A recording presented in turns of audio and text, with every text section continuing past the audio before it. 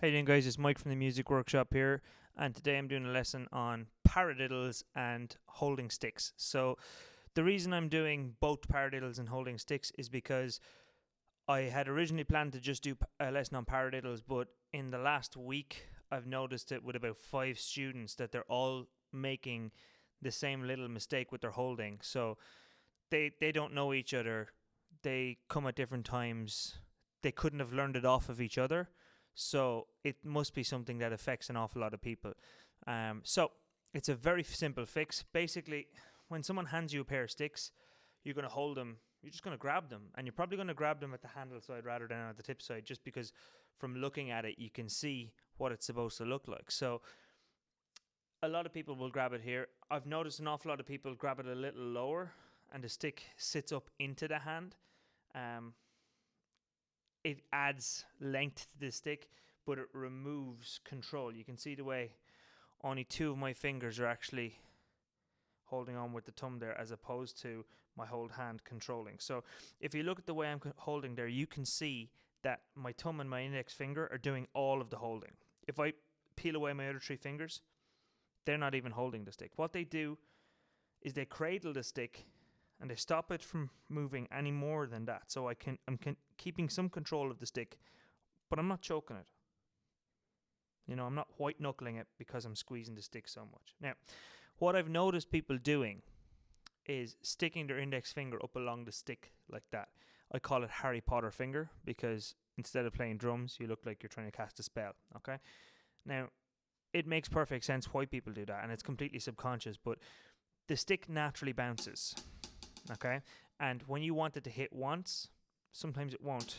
Okay, so what we do instead is we put that index finger on the top. It removes any bounce from that stick, and basically the stick does exactly what the hand does. But we don't want that to happen. I mean, honestly, if we just wanted the stick to do exactly what the hand would do, we don't need to play with sticks. We can just tap with our hand, you know.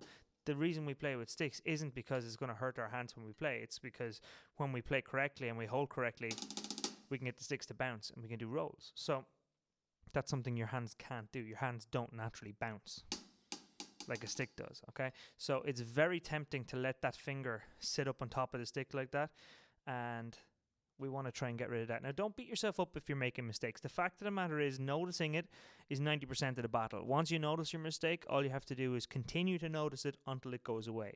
You don't have to slap yourself on the side of the head every time you make a mistake, some kind of punishment. It will just go away. All you have to do is keep noticing it. Keep letting it kind of bother you, like sand in your shoe.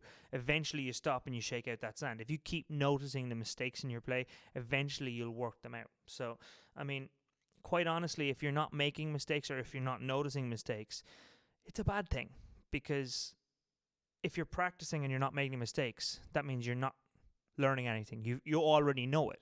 It's there. If you are practicing making mistakes and not noticing them, you're not improving, because you're not paying attention to your mistakes. Therefore, they're just becoming learned mistakes as opposed to something you can get rid of. So that's not proper practice either. So don't get upset when you make mistakes, but don't accept them either. You want to work them out of your play. So the paradiddle is the rudiment that we're going to do today. Now, we've talked about rudiments in the past, but if you haven't seen any of the previous videos, rudiments are patterns that we learn on the drum kit in order to make ourselves a better drummer, because these are repeating patterns that we're going to use in play. So the first 2 rudiments that we've already done is single strokes and double strokes. This is the 3rd rudiment, which is a paradiddle. Okay, so I'm just going to get my pad so I can leave my microphone on. The pattern is a mixture of singles and doubles. That's why it's called the paradiddle.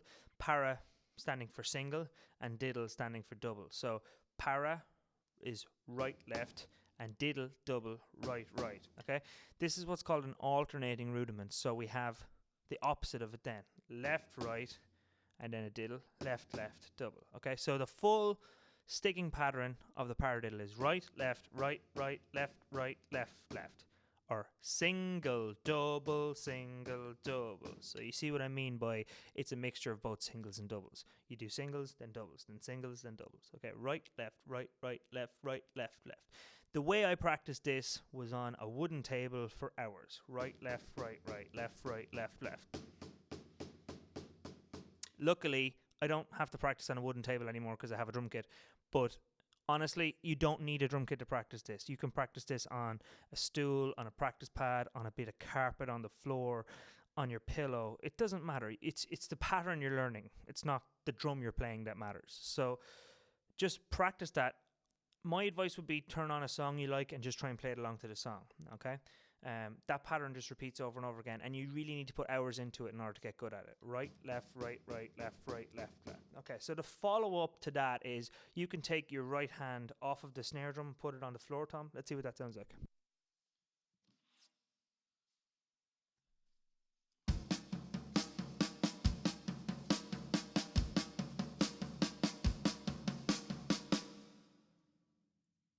So you can hear really clearly there, the paradiddle comes true because the right hand and the left hand sound completely different. When I put them all on the snare drum, it all sounds kind of similar. So what I'm going to show you now is why splitting the hands works better, because I'm going to play singles, then I'm going to play doubles, and then I'm going to play paradiddles all on the snare. Have a listen.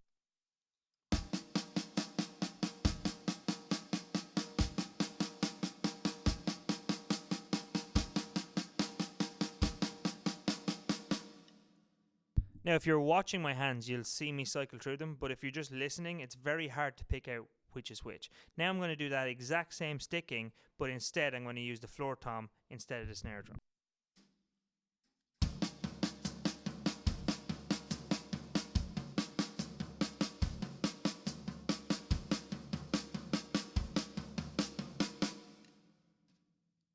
Okay, so as you can see, there's a huge difference between when I do it all on the one drum and when I split them. And it doesn't necessarily have to be snare drum or floor tom.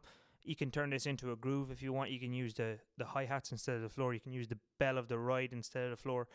That right hand can move to anywhere. The left hand can move to anywhere. And the start of the video, you could have seen me doing the paradiddles between floor tom snare, snare drum rack, then second rack snare, and then back to snare drum rack. Okay, let's have a listen to that.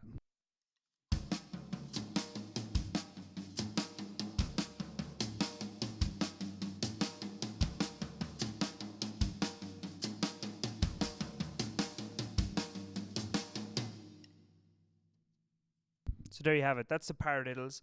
That's the Harry Potter finger. And that's the lesson for today. I hope you enjoyed it. If you have any comments, please put them down below. Like the video and share it. And I'll see you in the next lesson.